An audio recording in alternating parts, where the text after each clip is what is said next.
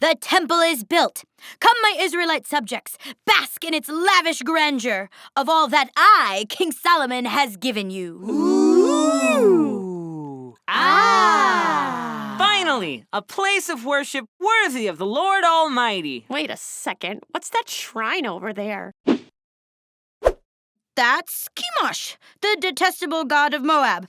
My wife Susie wanted a shrine to her god, and I figured, well, what's the harm? This shrine doesn't seem very Israelitish. Oh, that's just a shrine dedicated to Molech, the detestable god of the Ammonites.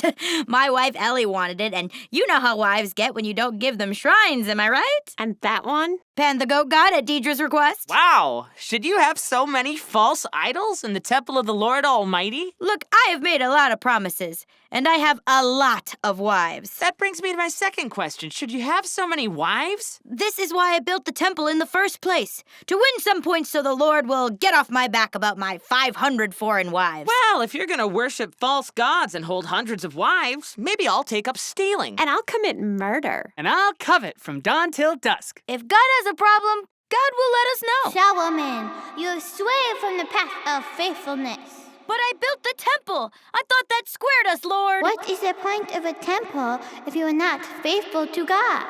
I will tear the kingdom away from your line.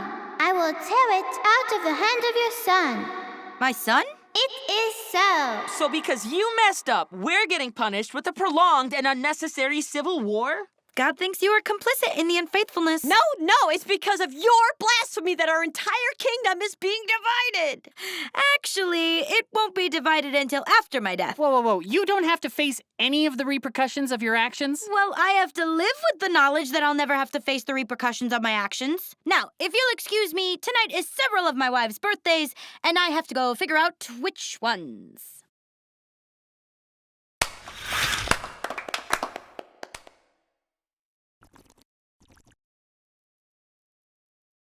Why so glum? Didn't the show go well, kids? I just find the whole story troubling. I really just want to go home and ponder all the issues raised. If Solomon was so wise, why did he stray and worship false idols? And why would he take so many wives? And why does the entire nation have to be punished? Well, kids, the thing about it is this. Solomon is a lot like this hammer. No, that's not it. Here we are. Solomon's a lot like this tape measure. Children, I think I'm missing the appropriate tool for this metaphor. Be back in a jiffy. These idols are kind of funny. I could see why Solomon kept them around. Whoa, I'm Pan the goat god. Crazy old Pan. Worship Pan, 'cause Pan is totally awesome. I'd love to, Pan, but I worship the Lord. Worship Pan! Pan will give you baseball cards and comic books. Did you say baseball cards and comic books? And ice cream. Pan will shower you in ice cream. Well, can't argue with that. I shall worship Pan. Todd? Who are you talking to? Oh, hi, Beck. I was just speaking with my new deity of choice, Pan the goat god. Hello, Becky. Worship Pan. I'll give you ponies. Todd, you can't pretend to worship a false idol. It's unfaithful. Here we are, kids. The story of Solomon is a lot like this wedge. A wedge is a tool for splitting something apart. Now, if we imagine that the wedge here represents unfaithfulness, and the nation of Israel is represented by, let's say this statue of Pan. The unfaithfulness of God's people was what led to their division into two kingdoms, and ultimately led to splintering and exile. Pan, no! My power is dwindling!